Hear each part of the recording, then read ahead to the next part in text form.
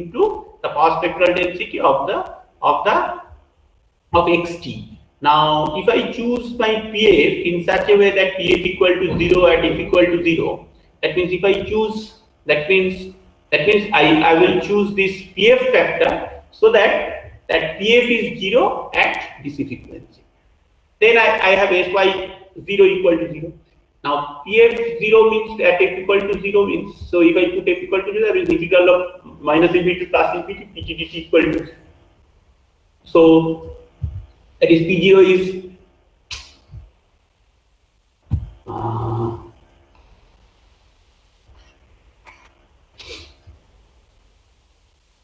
it is like this. Now if I choose my pulse as, say this is my pulse duration, say for 0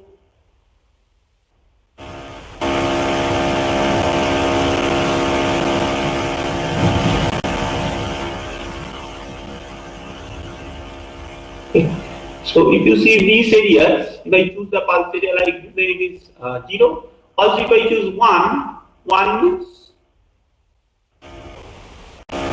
so this area is 0. So that means, so this is Manchester code. So that means Manchester code has, and when P0 is 0, so your SYF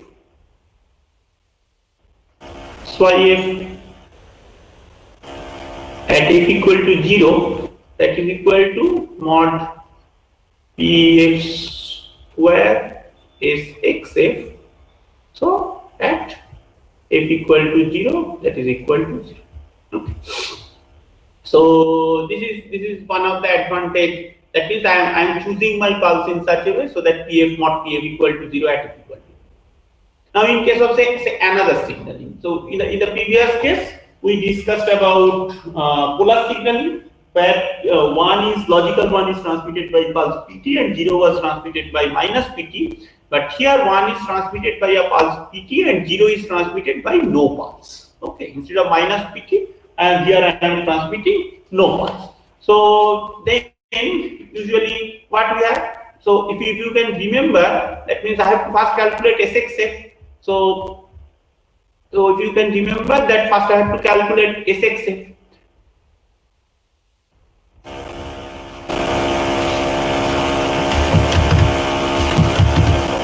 So I have to calculate SXF.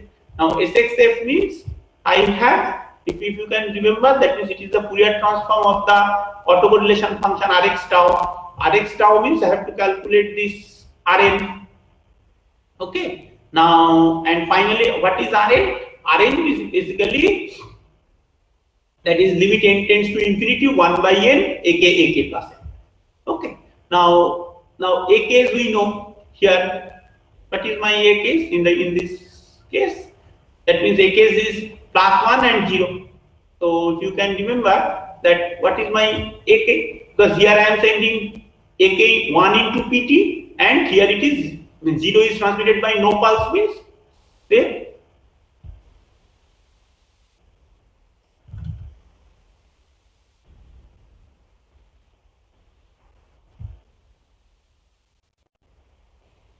No pulse means it is 0 into pt, and here I am sending 1 means 1 into pt. Okay.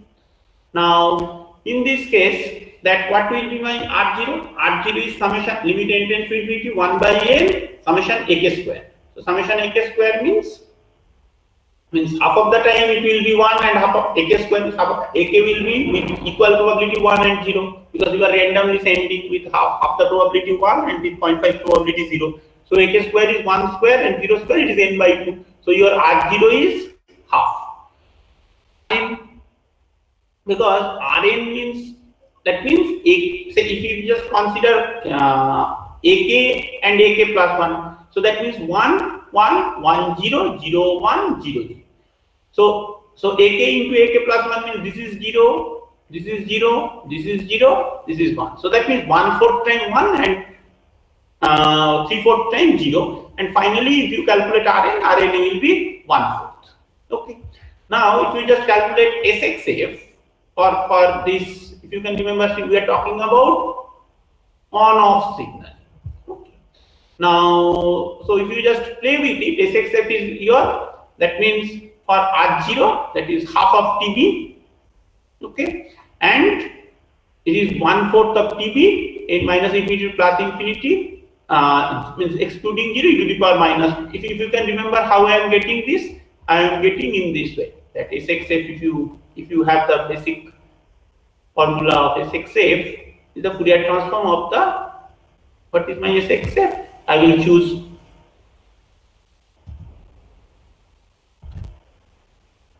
I will use this one. Here it is R0 plus R1 e to the power minus R minus 1, like this. And if all R1s, R2, R3, they are 1/4 and R0 is half. So if you play with this, equation, here please remember from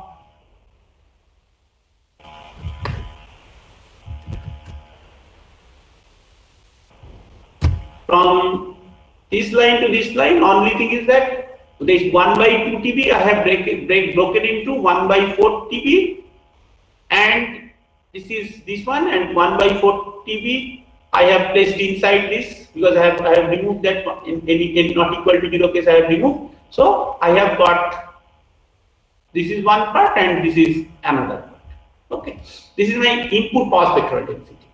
And if you remember, that means I can, if you can prove with the Fourier transform with duality principle, that means you will get this equation. If you play with the Fourier transform results and use duality, Fourier transform result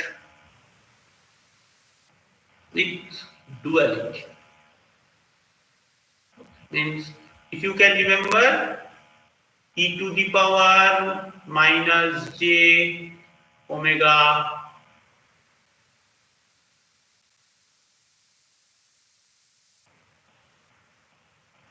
omega 0. If you take the Fourier transform, what is the Fourier transform? E to the power minus j omega 0 t. Can you remember?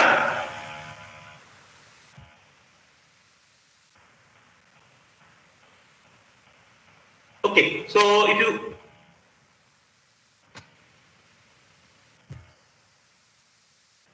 it is delta F minus NRB. This one means if you delta T, these two equations if you follow, and if you just use duality, you will get this equation. And finally, that if you use this formula, then you will get Sx is one DC component and another one is the delta frequency component. Now, if you play with S pi f, then if you just in this whole equation, you will put a mod Pf square, nothing else. Okay. So Pf square by 4 TB, 1 plus that 1 by TB and this term. Okay. Now, please try to understand. That means in the previous one, what we have seen, that I have that previous one, I have chosen the pulse in such a way, I have chosen a pulse where my pulse was this minus TB by 4 to plus TB by 4, I have chosen a pulse. So it is some sort of a box function with T by TB by 2, T by width of the pulse. Width of the pulse is this.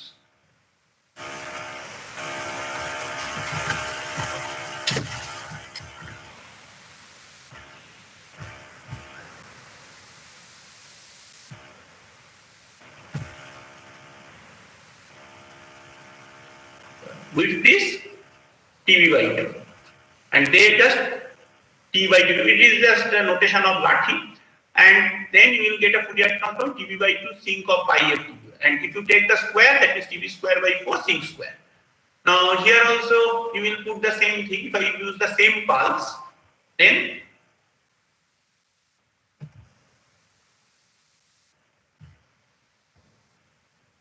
that is TB square by 4 sinc square, and there's another 4 TB. So that means that's why it is 60. Okay. And if you play with it, you will find that there's a numerator, one term will come, and this term will be present over here. Now you see that there are two things. In the previous one, I have finally, if you see the expressions of SYF, in the previous case, I have only this term. It was something like that. My pulse was sinc square, something like no negative part. Okay. If you remember that my pulse was like this. Okay. People just remove this portion. And if you just play with it, that means at f equal to, if you see the expression, that means expression is, that means SYF at f equal to f equal to 2 by TB, f equal to 2 by TB, okay, f equal to 2 by TB means this 1 by TB is RB, 2 by TB, then your 4 by TB minus 2 by TB minus 4 by TB, all these terms I have zeros. Okay. And I have a sinc at f equal to 0. I have also. Okay.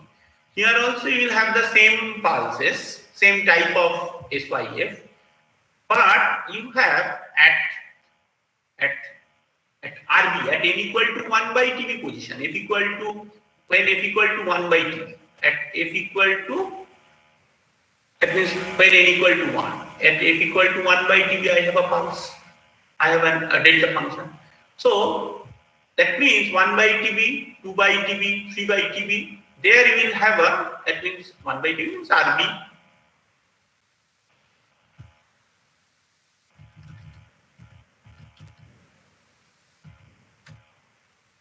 So I have a pulse over here, I have a pulse, similarly I have a pulse, okay, so similarly then 1 by TB, then another pulse is 2 by TB most probably, yes, then at, but 2 by TB means here 2 RB, here I have a 0, so I don't have a pulse, then 3 by TB, 3 RB, I have another pulse. Here I will have a pulse. You see that I have zoomed it. Here I have a pulse. Similarly, here also I have a pulse. I have zoomed it. Yeah. Okay. So this is the difference. That means I have this component is. So I have this component is present over here. So this is some sort of a periodic impulses in the spectral density of at the output. Okay. So that means so that is the difference. Now also that please read the bipolar signal. Please read the bipolar signaling. That means a bipolar signaling, if you remember what is bipolar signaling? Bipolar signaling was, can you remember what is bipolar? Because bipolar is return to 0. That means bipolar return to 0 means, that means I have that 0 is transmitted by no pulse and 1 is transmitted by a pulse, but see, bipolar return to 0 means 1 will be represented by alternative positive pulse and negative pulse. That means first one will be represented by PT and second one will be represented by minus PT. Okay. If you can remember, that means say I have 1, 1, 0. First one I will represent like this, then I will represent like this, then 0 is no pulse, something like that. Okay, so alternate inversion kind of. So that if you just do this thing, that means 1 was transmitted by minus PT or PT. This with this thing. So that means bipolar signaling, actually there are 3 symbols. Means PT is and 0 and minus PT. Now what about R0? R0 is, means it is at summation of AK square. That means AK square, if it is PT or minus PT, then it is, that means it is 1 into PT, 0 into PT, and minus 1 into PT. So AK square, either it will be 1, okay, that is 1 square minus square, or it will be 0. Now, that means that, so 50% time, you see that it will be 1 or minus 1, and 50% time it will be 0. Because 50% time 1 and 50% time 0. 50% 1 means 1. When it is 50% time, 50% time logically 1, 50% time logically 0. Now logically 1 means, what about AK square? Because it is 1 on, it is plus PT or minus PT, but AK square is 1. Okay. And AK square is 0 here. So that is 50% time plus 1 AK square and 50% time 0. That is n by 2 plus minus 1 whole square and n by 2 0 square. So that means your R0 is half. Now the question is R1. Okay. So R1 means, how will you calculate this R1? That means I have 1 1 1 0 0 1 0 0. Okay. So that means what I am calculating? I am calculating A1, AK and AK plus 1. First of all, these three terms, AK plus 1, this will be 0. And here 1 1 means PT and minus PT. So that means what about AK square? AK plus 1. That means you will have 1 1 means it will be represented like this. So this is 1 into PT. This is minus 1 into PT. So 1 into minus 1 n by 4 times. That's why it is minus 1. So your R1 is minus 1/4. Okay. Similarly, if you play with R2, then you will find that AK and AK plus 2 will be 0. Okay. Then since you have to consider AK and AK plus 2 means PT minus PT. PT minus PT. PT 0. PT 0. 0 PT gone. 0 0 0 PT 0 0. Okay. So you have only combinations are these two. Okay. So PT PT, that is AK square 1. Sorry, PT minus PT, AK square 1, and here also AK square 1. Okay. So now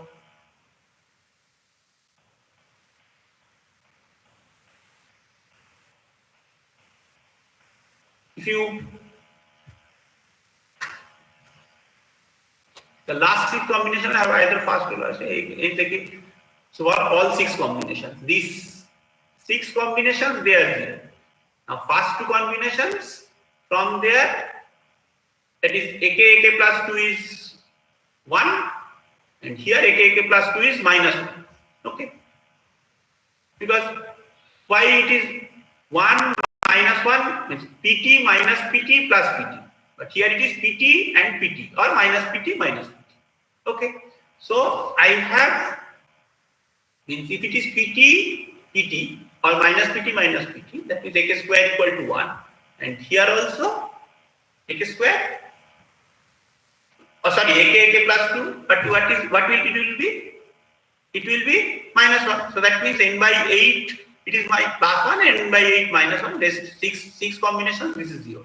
So your R2 is finally 0. So similarly, if you play with it, Rn for n greater than 2, if you just do further analysis, you will find that it will be, the product can be 1 minus 1 or 0. And equal number of combinations of value 1 and minus 1. So this causes Rn equal to 0 for n greater than 1. If you just do a little bit of calculation, you will find this form. Okay. So now what about SYF? SYF is equal to mod PF square by 2TP, or What is the formula? SYF is 1 by means mod PS square F SXF. So what is your SXF? So from here first you calculate SXF. SXF is Rn is 0, n greater than 1. That means n equal to 0 and n equal to 1. You have to consider. So that means half and minus 1/4. So if you play and finally you first you calculate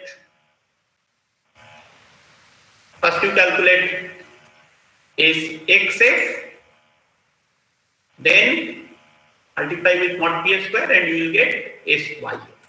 Okay. Now you see the thing is that so can you get this formula? What is my SXF? SXF is 1 by TB L R0. R0 is 1/4 most probably. How much? R0? R0 is half and R1 is minus 1. So R0 is half and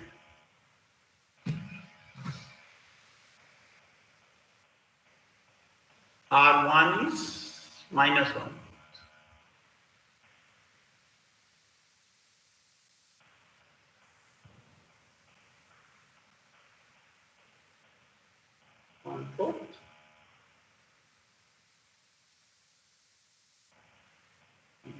Two. Instead, just put a cosine formula. Cosine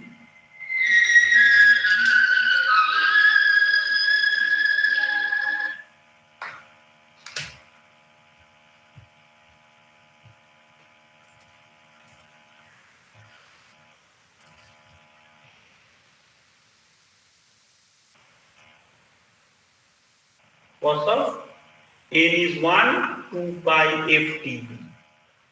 2 pi ft.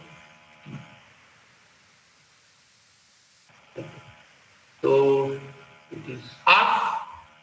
It is 1 by 2 TB. 1 minus cos 2 pi ft, that is sine square pi ft. So please remember this f is in halves. That's why I am writing in capital. Now you see that means SYF at f equal to 0, irrespective of PF, I have SYF. This is one beautiful thing. Okay. So PSD, anyway PSD has a decimal, and it is desirable for AC coupling. It is independent of your pulse time. Okay. So this is one good thing about this bipolar signal. Okay, that means bipolar signaling means I am sending 0 is transmitted no pulse, 1 is transmitted by alternating pulses, alternative polarity pulses. Okay. So now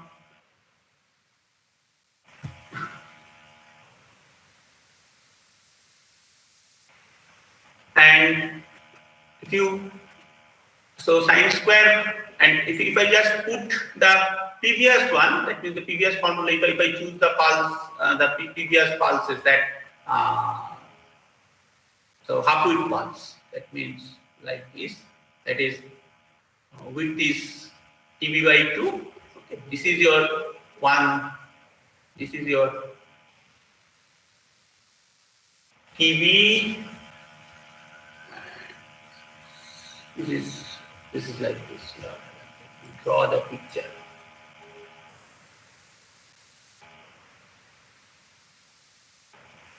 Say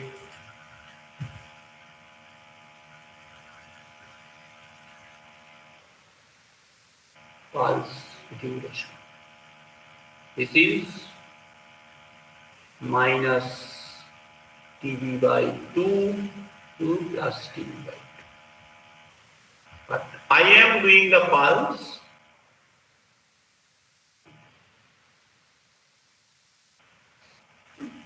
this is TB by 4 to minus TB. Okay. So my actual pulse duration is something like this. Okay. So this is my pulse duration, total pulse duration. This is TB. Now, so I have some sin square, sine square. This I can understand. Finally, SYF is my the sin square and sine square, and that this is shown in figure 7.9. If you see where is figure 7.9, so sin square and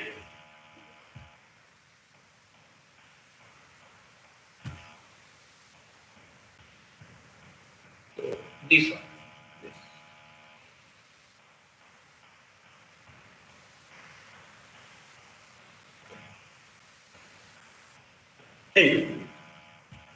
So this is about and there are certain so that you study means high density bipolar signaling that you study on your own. Okay, and now let us talk about that means pulse shaping.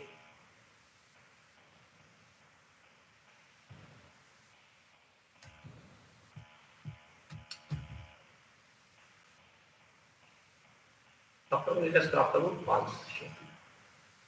So pulse shaping, that means the PSD SYF of a digital signal YT can be controlled by the choice of either line code or the pulse shape or both. Okay, that is pulse shape means PA.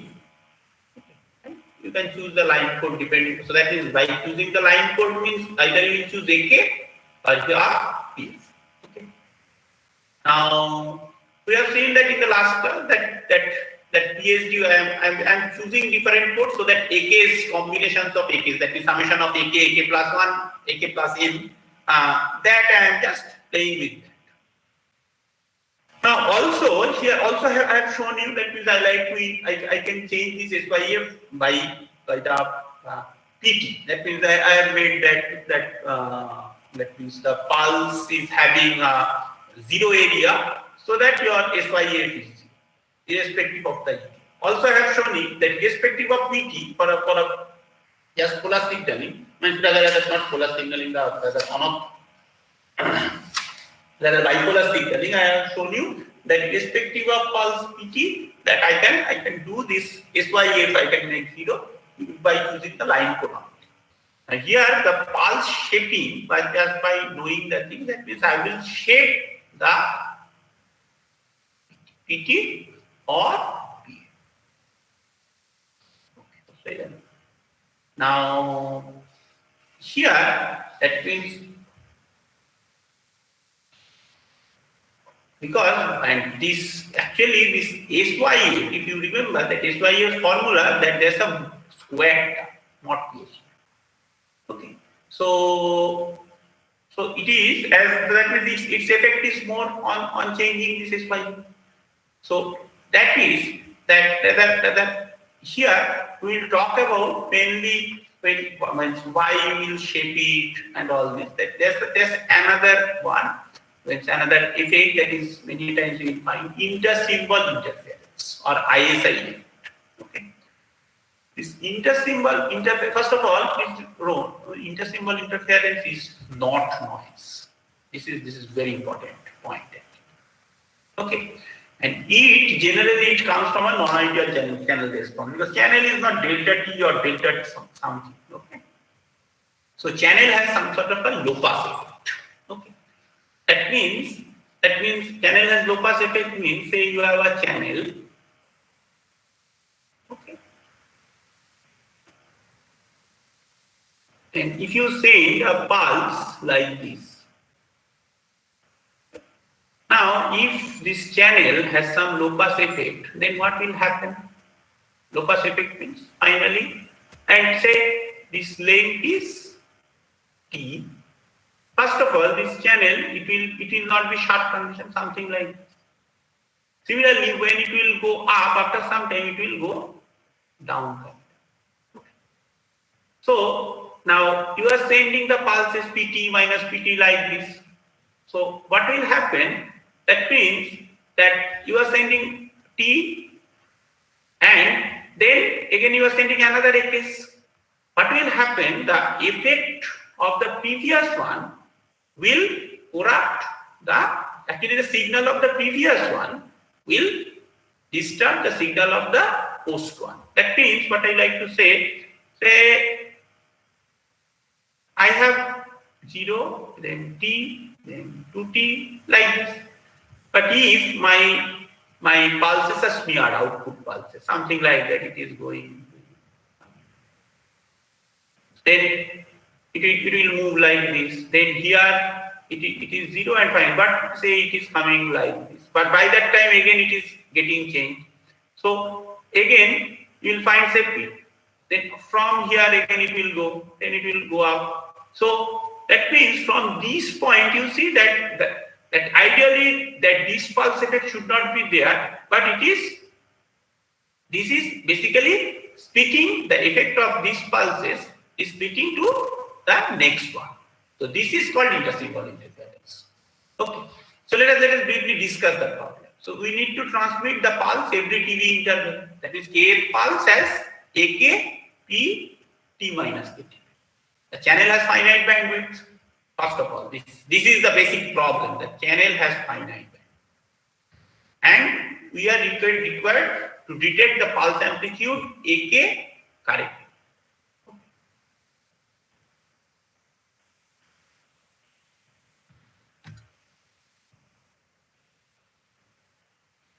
Okay. Now that means what will happen? That means I will show you another picture where actually we will get the better idea of the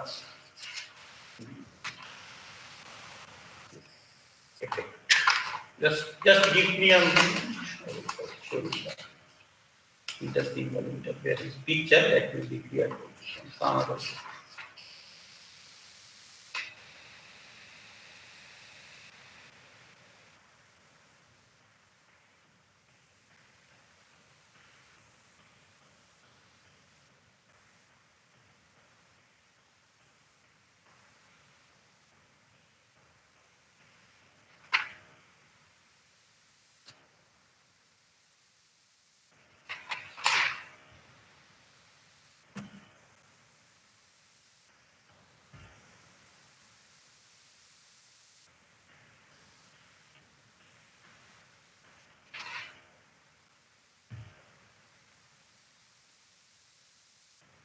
Just 1 minute.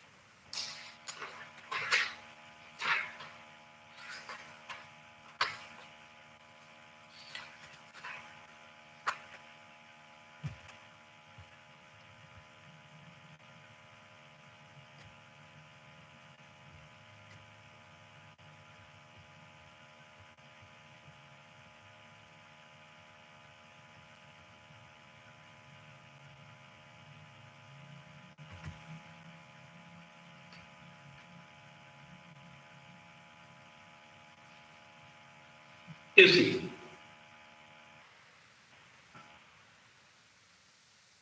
that means what is intersymbol interference? First of all, that I have this is my typical baseband system.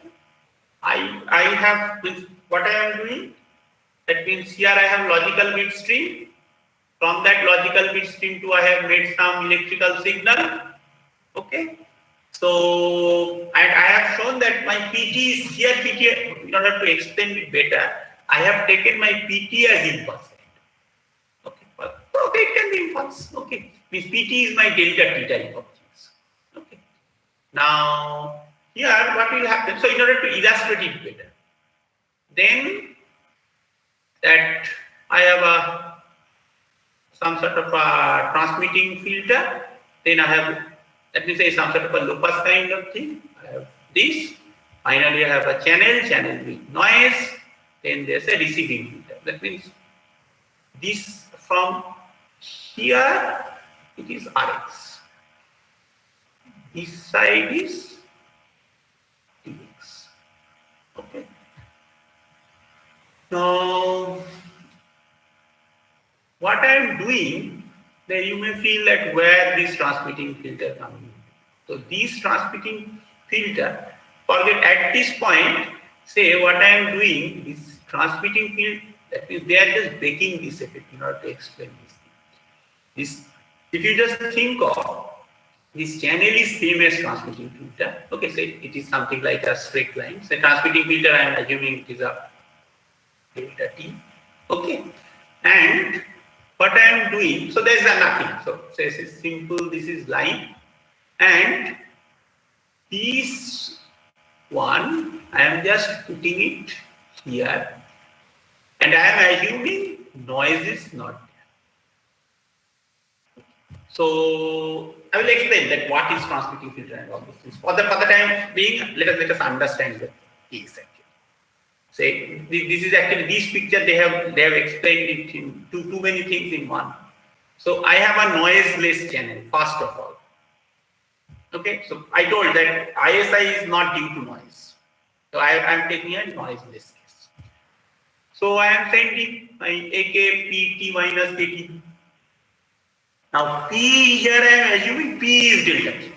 Okay, so I am sending this like this, some AK, something 1 0 I minus delta T, something like that. With some TB is the gap.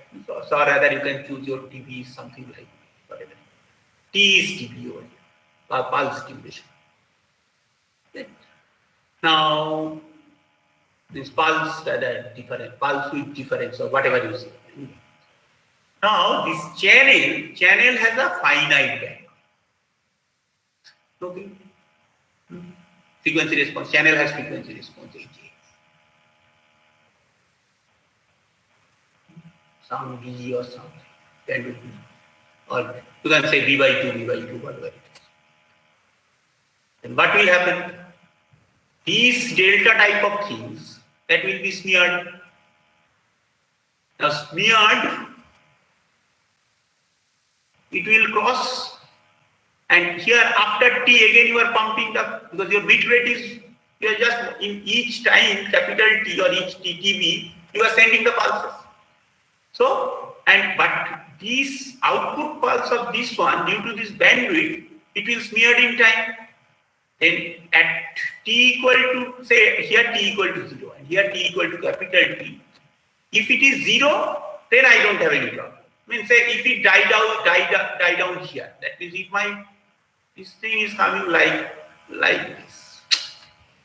Let me feel it. If my response is low pass frequency response, something like that, so that my delta is coming like this, I don't have problem. But it is not like that. So what I have,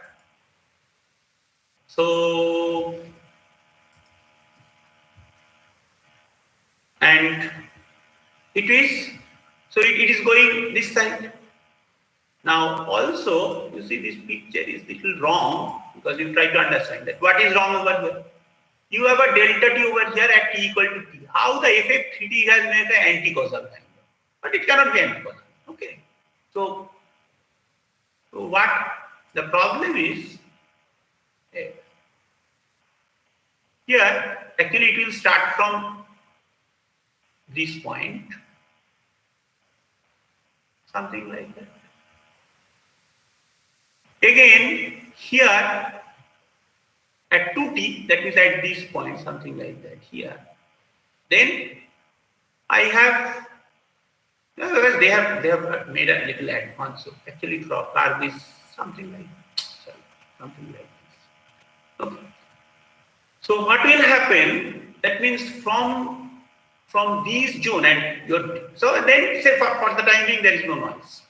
Okay. So you are finally what you are getting? You are getting a signal because this will not start from here. This will start from, because there's a shift of d by 2 basically. Okay. So finally you are getting a jumbled up, overlapped kind of signal. And at the detector, what do? You just at t equal to kt, you are just taking the signals. If there is no intersymbol interference, I don't have any problem, because that if I have a infinite bandwidth, so then what will happen? It will go like this. And at t, if it is everything synchronized, I will get this x1, x2, x3, something like that. I will detect it. Okay. But as I have this finite bandwidth problem of the channel, then I have always a low pass version of this one which actually corrupts the post one. Okay. And sometimes what happened, it will not only corrupt the next signal, it may corrupt the next to next signal also. That depends on your this bandwidth. That means what I like to say I have like this. This one. This will start, die down here. From here again it will start and die down here. So that means at this point you see, and it will start here. So and say so that means in this zone you see that effect of this one, that is previous one, and effect of this one, that means this one, both the effects are present. So this is called intersymbol interference. That will cause the problem in terms of detection. That means you are basically detecting one, but actually it is zero. So that means your detector will be erroneous. And this is even no noise case. Just try to understand. This is due to this finite bandwidth problem of the channel. So this is called intersymbol interference. Is it clear? Now, if on top of that, if it is noisy, okay. See, there are two things. One is that say you assume that channel is infinite bandwidth, I have a noisy thing, so then you may have problem with it. You have a detector. And on top of that, you have a bandwidth problem. So you have a finite bandwidth and noisy output. So your detection, will have some sort of a detection. Okay.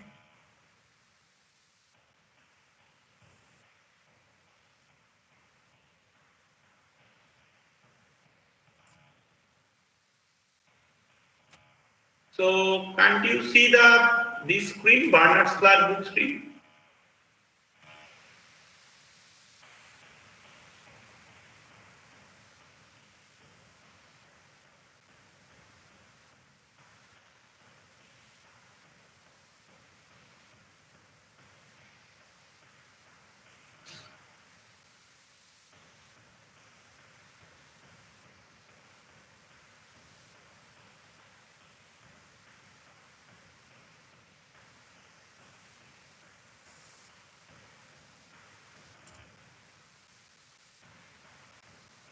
Is it visible? Is Barnard's Clark screen?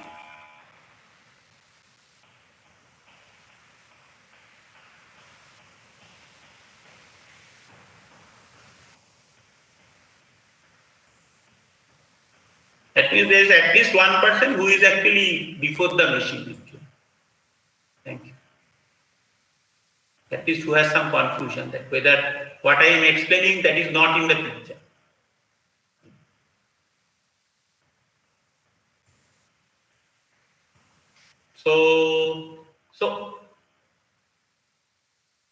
So that means we have understood the basic problem of intersymbol interference. Okay. So with this understanding, please read this 7.3 form, because this is written in some sort of in a cryptic manner. Okay, rather if you see the Barnard Clark picture, that means rather if you take this Barnard Clark picture, that is page number 136. Okay. So page number 136. Yes. So page number 136. Then actually it will be easy for you to understand the basic idea of the intersymbol interference. Okay. So now there are so that means that this is that you see that there's a term of pulse spreading. Okay, that means you see this. First of all, this is a band limited channel and various. I'm just marking who will overlap cause ISI, and so whether we begin with time limited pulses or band. So that is new term, time limited pulses. So that means that so you may feel that that ISI cannot be avoided, but there is something that means first of all another term is a pulse spreading. What is pulse spreading? Pulse spreading is basically that means you see that I was just explaining that your pulse is basically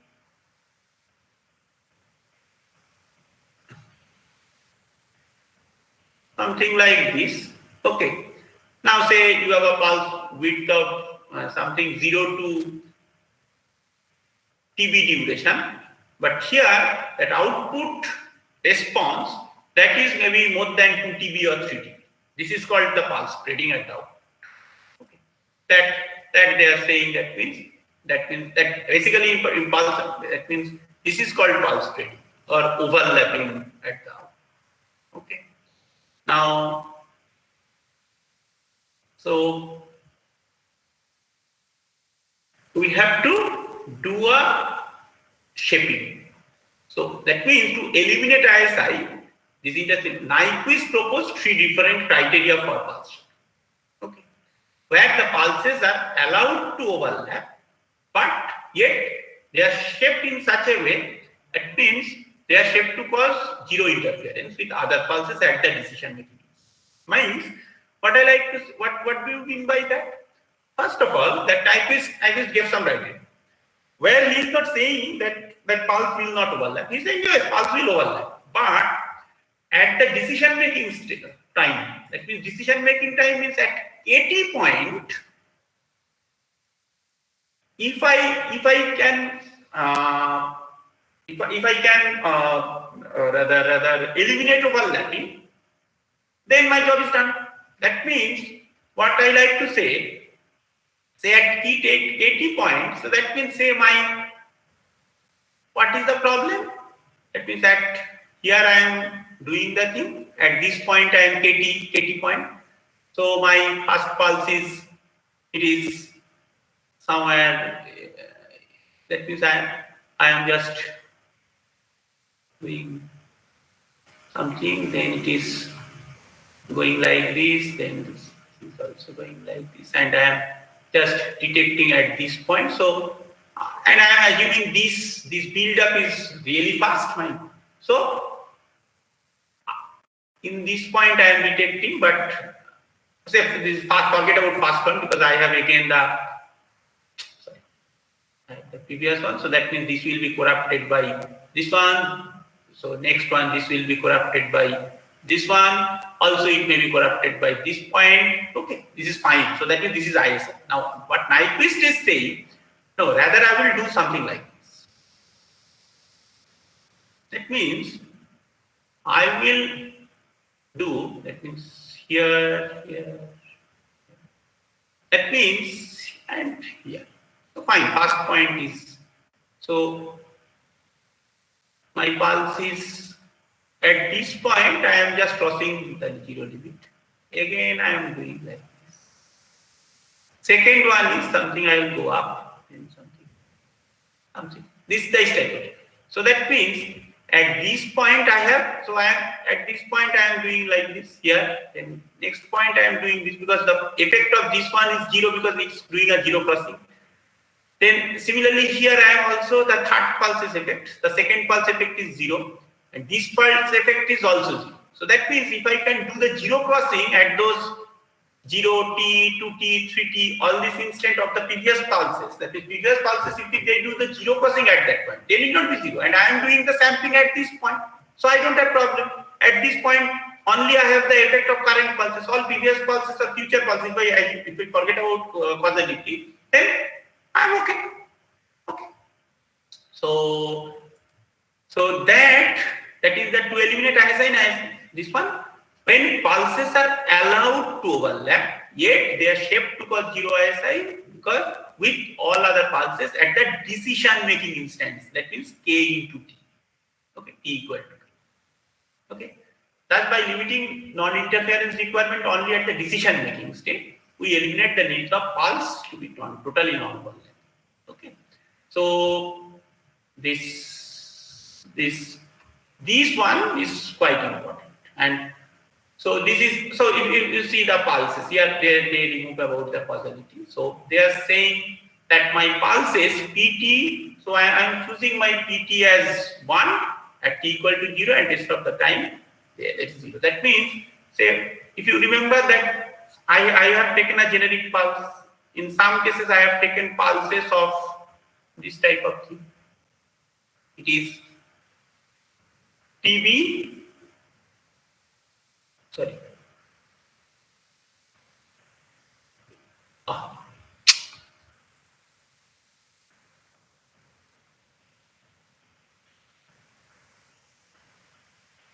And this width is TB wide. Now here, this is my PT.